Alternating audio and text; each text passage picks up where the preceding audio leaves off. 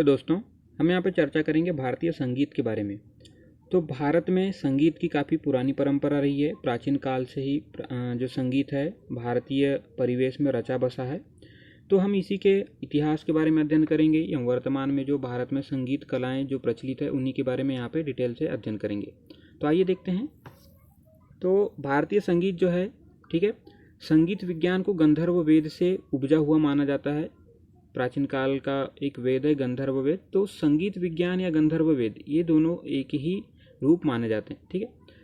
जो संगीत विज्ञान या जो गंधर्व वेद है ये सामवेद का उपवेद है। जैसा कि आप जानते हैं हमारे प्राचीन काल में 4 वेद रहे हैं, ठीक है, ऋग्वेद, यजुर्वेद, सामवेद और अथर्ववेद। तो सामवेद से ही संगीत का जन्म हुआ है जिसे गंधर्व वेद भी कहा जाता है। 500 ईसा पूर्व में अगर हम चर्चा करें तो एक व्यक्तित्व हुए पाणिनि, ठीक है।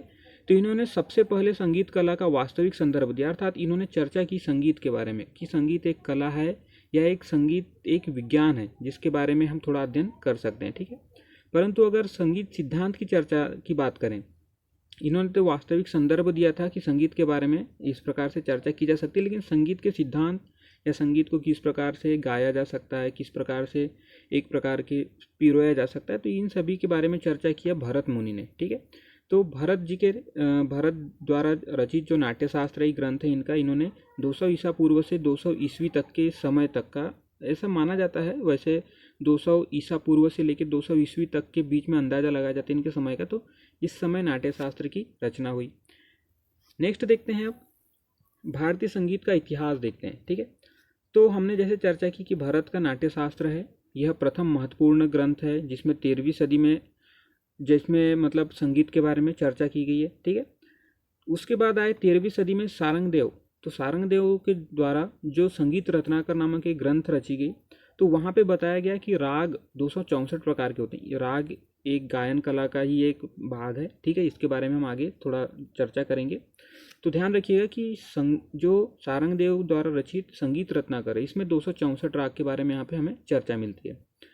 अब हम देखते हैं राग शब्द, ठीक है। ये राग क्या चीज़ होता है, संगीत में राग का काफ़ी महत्व है। तो राग जो है परिभाषा इसकी जो है मतंग मुनि ने 9वीं शताब्दी में लिखी, ठीक है। उनकी जो रचना है मतंग मुनि की वह है बृहददेशी। तो उन्होंने राग शब्द की परिभाषा यहाँ पे दी। नेक्स्ट देखते हैं, ये हम इतिहास देख रहे हैं संगीत के, ठीक है। तो जैसे जैसे समय आगे बढ़ता गया वैसे वैसे संगीत में हमें इनके समय के विभिन्न ग्रंथ प्राप्त हुए, विभिन्न हमें साक्ष्य प्राप्त हुए। तो यहाँ पे 11वीं सदी में नंद जी के द्वारा जो संगीत मकरंद है, ठीक है, तो इनके द्वारा लिखा गया है, नंद जी के द्वारा। तो यहाँ पे हमें 93 राग अर्थात 93 राग के बारे में हमें पता चलता है, ठीक है। 16वीं सदी में अगर देखें तो 16वीं सदी में रामामात्य ये एक व्यक्तित्व हैं, तो इनके द्वारा रचित है स्वर मेला कला निधि। तो इनमें भी हमें संगीत के बारे में चर्चा मिलती है। अब आते हैं 17वीं सदी में वेंकट मरवी, ठीक है। तो इनके द्वारा लिखा गया है चतुर्दिंड प्रकाशिका। तो यह भी संगीत की एक महत्वपूर्ण इनकी ग्रंथ है। नेक्स्ट देखते हैं, अब हमने अभी तक इतिहास के बारे में चर्चा कर ली। भारतीय संगीत क्या, भारतीय संगीत की रचना विज्ञान अर्थात इसके भाग, किस प्रकार से गायन किया जाता है, इसके क्या क्या भाग होते हैं, इसके क्या क्या अंग होते हैं, इन सभी के बारे में देखते हैं। तो राग एक काफ़ी महत्वपूर्ण भाग है इसका, ठीक है, संगीत का। ताल अर्थात एक ताल में जिस प्रकार से गायन किया जाता है। स्वर का काफ़ी महत्व होता है। तो स्वर के बारे में हम यहाँ पे चर्चा करते हैं। तो हमने इतिहास भी देखा जो भारतीय संगीत का, तो उसमें भरत मुनि के जो नाट्यशास्त्र यहाँ रचित किया गया, तो उसमें 22 प्रकार के स्वर बताए गए हैं, ठीक है। ये प्राचीन स्वर हैं, लेकिन अगर वर्तमान में देखें तो वर्तमान में हम 7 स्वरों को प्रमुख स्थान प्राप्त है जिसे सप्ताकार संगम भी कहा जाता है, ठीक है, सप्ताकर संगम। यहाँ पे हम देखते हैं जैसे सा हो गया, रे, ग, म, प, ध, नि। तो ये विभिन्न इसके स्वर हैं, ठीक है। तो इनके ये तो शॉर्ट मतलब छोटे अक्षर हैं। तो इनके अब हम चर्चा करते हैं कि इन्हें जो है क्या कहा जाता है। तो षडज, ठीक है, इसके लिए एक शब्द प्रयोग किया जाता है षडज, जो कि संगीत में टॉनिक का काम करता है। इसका जो लघु शब्द है वह है सा, ठीक है। शॉर्ट शब्द अगर देखें तो इसके लिए सा कहा जाता है इसे। नेक्स्ट जो संगीत स्वर में आता है ऋषभ, यह संगीत के लिए सुपर टॉनिक का काम करता है। इसके लिए शब्द आता है रे, ठीक है। तो हो गया सा रे। नेक्स्ट है गांधार। गांधार यह मध्यम स्वर है, जैसे कि ये टानिक का काम किया, इसने सुपर टानिक का काम किया है, तो यह मध्यम स्वर है। ठीक है, तो इसके लिए गांधार से ग आता है, उसका पहला अक्षर लिया जाता है। मध्यम यह संगीत में उप प्रमुख स्थान रखता है, तो इसलिए इसके जो अक्षर है तो इसे म के द्वारा दर्शाया जाता है। ठीक है, पंचम यह प्रमुख शब्द है, यह प्रमुख जो कार्य करता है स्वर में, प्रमुख स्वर है, तो इसके लिए पंचम के लिए प शब्द आता है। धैवत यह उप मध्यम है।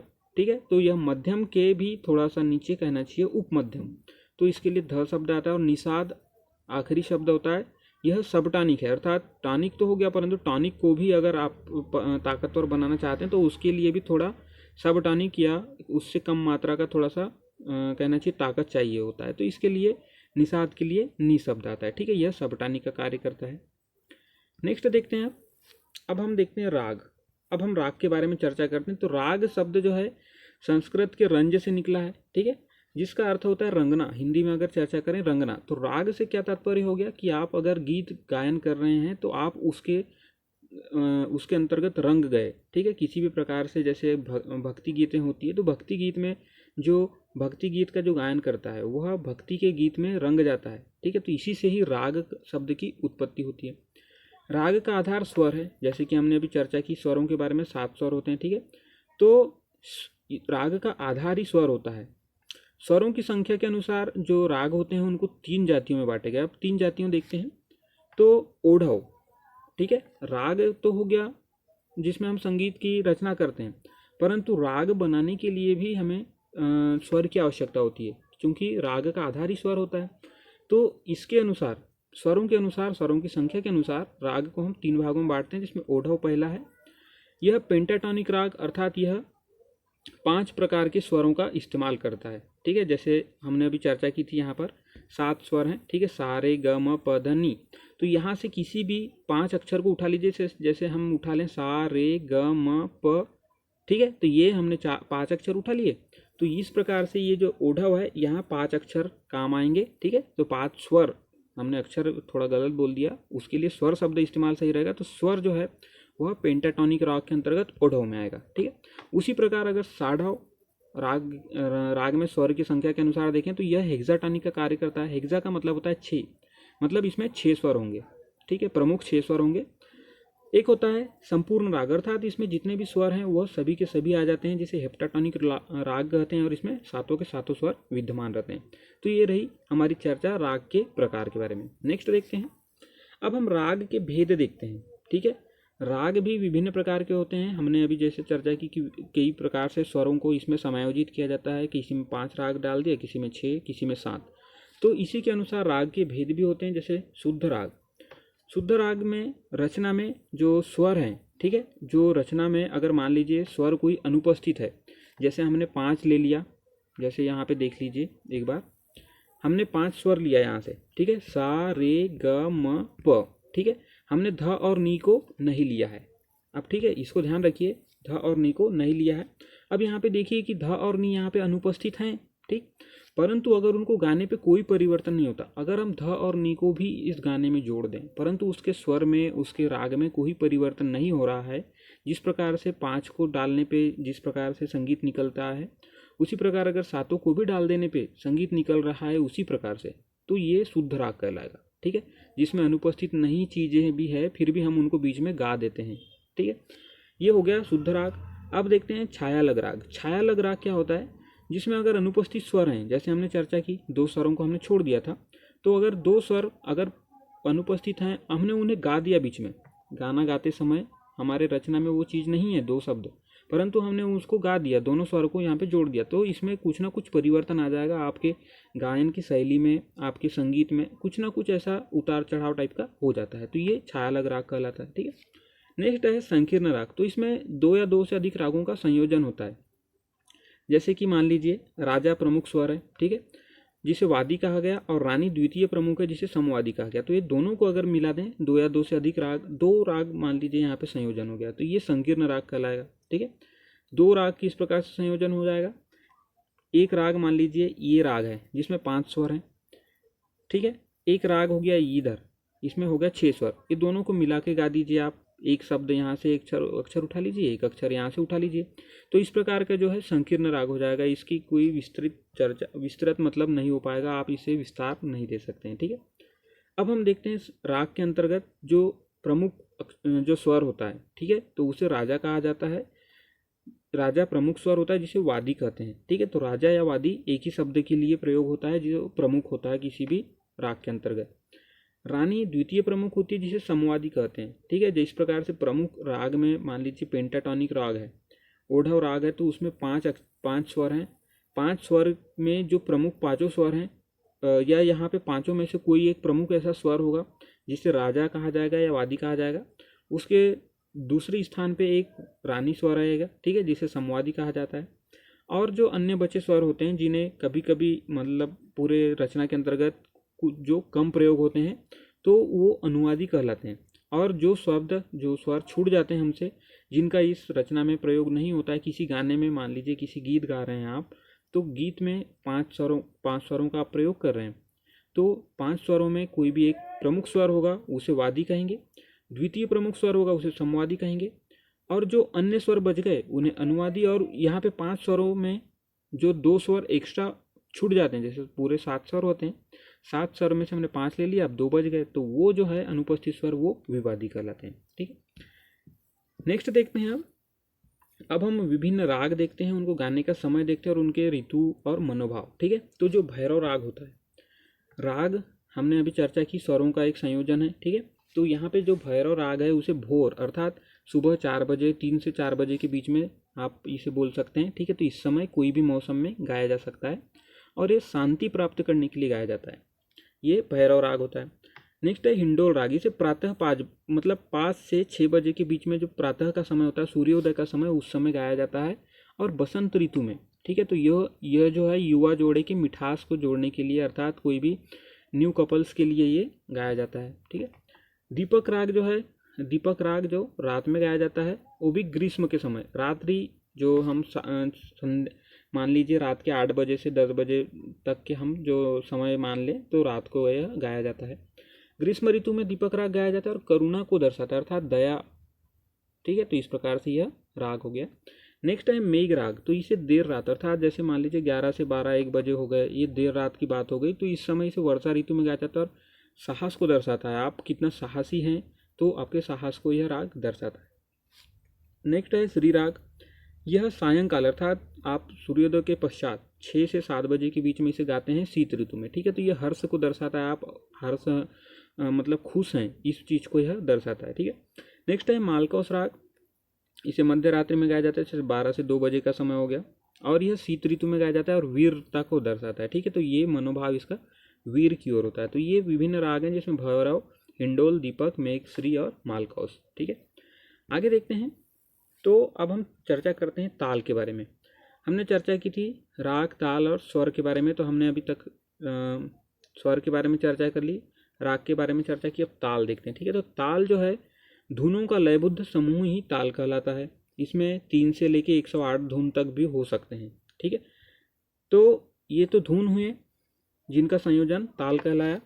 अब ताल की गति, ठीक है, ताल एक प्रकार से आप जब गायन शुरू करते हैं तो एक प्रकार का आप रंग जमता है, कहना चाहिए, जिस प्रकार से धीरे धीरे करके तेज होना शुरू हो जाता है, तो इस प्रकार की जो गति होती है उसकी समयावधि में अगर समरूपता बनाए रखना है, ठीक है, तो वह लय कहलाता है। मतलब किसी भी गाने में ताल को बनाए रखने के लिए जो चीज़ है वह लय कहलाती है। ठीक है, कोई भी गाना आप देखते हैं प्रथम धीरे से शुरू होता है, फिर धीरे धीरे उसकी गति बढ़ती जाती है और उसमें एक प्रकार का लय उत्पन्न हो जाता है। जैसे आप गाने को अगर फील कर पाते हैं तो आप उस चीज़ को समझ सकते हैं। ठीक है, तो ये एक प्रकार का लय है।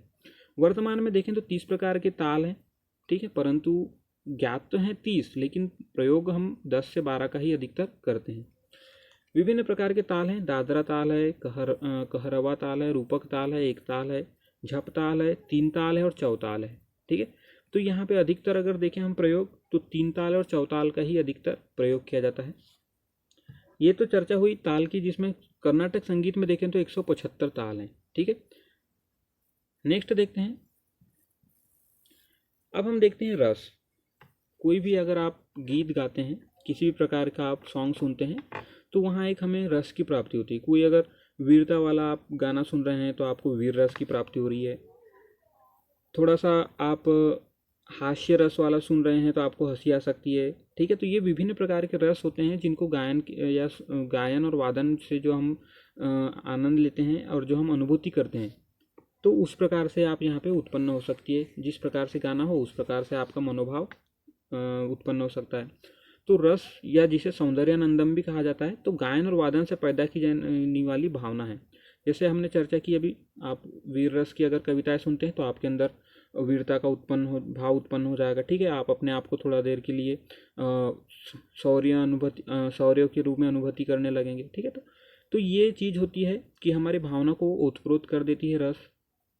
अब हम चर्चा करते हैं रस के बारे में कि कितने प्रकार के होते हैं। तो जो रस जो हैं वैसे तो 8 प्रकार के थे, ठीक है, परंतु 9 प्रकार भी 9वां जो शांत रस है उसे जोड़ा गया, और आगे कालांतर में भक्ति रस नामक एक रस भी जोड़ दिया गया, जिसे शांत रस के ही अंतर्गत ले लेते हैं। परंतु फिर भी ये जो भक्ति रस है वह 10वां भाग यहाँ पे कहलाता है। तो एक एक करके हम रस देखते हैं। तो श्रृंगार रस, यह प्रेम को दर्शाता है। हास्य रस जो है हास्य हंसी को दर्शाता है। ठीक है, आप किसी भी प्रकार के चुटकुले सुनते हैं, कहानियाँ सुनते हैं, तो ये हंसी के जो है हास्य रस का प्रयोग होता है। करुणा रस करुणा या दुख को दर्शाता है, दुख या दया। ठीक है, तो एक प्रकार से आप निराश होते हैं तब यह करुणा रस आपके अंदर उत्पन्न हो जाता है। रुद्र रस जो है क्रोध को दर्शाता है। ठीक है, रौद्र रस, आप जब क्रोधित होते हैं तो यह आपके अंदर एक मनोभाव उत्पन्न होता है क्रोधी का, जिसे रौद्र रस कहा जाता है। भयानक रस जो है आतंक को दर्शाता है। आप किसी चीज़ से डर जाते हैं तो यह भयानक रस हो जाता है। ठीक है, वीर रस वीरता को दर्शाता है। आप जैसे वीर वाले का अगर कविता सुनते हैं तो वीरता को वो दर्शाता है। अद्भुत रस जो है विस्मयता को दर्शाता है, अर्थात आश्चर्यजनक हो जाते हैं आप किसी भी चीज़ को देखकर आप आश्चर्यचकित रह गए, तो ये अद्भुत रस के अंतर्गत आता है। विभत्स रस जो है घृणा दर्शाता है आप किसी भी ऐसी चीज़ों को जिससे आपको मान लीजिए वह आपको अच्छी नहीं लगती हो, और इतनी अच्छी नहीं लगती हो कि एक प्रकार से बेकार ही लगती हो, तो वहाँ पे आप विभत्स रस उत्पन्न होता है। ठीक है, नेक्स्ट है शांतिपूर्ण जो है शांत रस, इसमें शांति का पैगाम दिया जाता है। अब नेक्स्ट देखते हैं थाट। हमने सभी रागताल रसों के बारे में चर्चा की। अब देखते हैं थाट।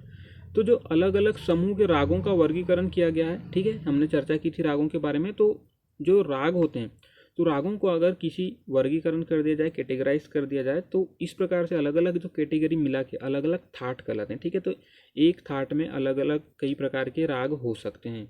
ये अलग अलग जो है रागों का ही समूह जो है थाट कहलाता है। तो थाट केवल आरोह क्रम में अर्थात बढ़ते क्रम में ही गाया जाता है। ठीक है, जैसे कि सा से शुरू किया आपने, सा रे, ठीक है, यह थोड़ा और तेज हुआ। ग पर आए थोड़ा सा और तेज हुआ, म पर आए और तेज हुआ, सारे ग म, फिर प ध नी। तो इस प्रकार से यह बढ़ते बढ़ते ही जाता है। तो थाट जो है केवल आरोह क्रम में गाया जाता है। थाट में 7 स्वर होने ही चाहिए। ठीक है, हमने चर्चा की थी राग में पेंटा जो 5 स्वर, 6 स्वर, 7 स्वर, तो परंतु थाट की चर्चा करें तो थाट में 7 स्वर होने ही चाहिए। 10 प्रकार के थाट हैं हमारे भारतीय संगीत में, जिसमें बिलावल, खमज, कैफी, असावरी, भैरवी, भैरव, कल्याण, मारवा, पूर्वी और टोडी। तो ये 10 प्रकार के थाट हैं हमारे भारतीय संगीत में। ठीक है, नेक्स्ट देखते हैं समय। अब देखते हैं कोई भी राग हो, कोई भी संगीत हो, प्रत्येक संगीत को गाने का समय होता है। जैसे कि हमने पीछे चर्चा भी की थी रागों को गाने के समय के बारे में, उसमें ऋतुएं भी देखी थी, उनके मनोभाव भी देखे थे।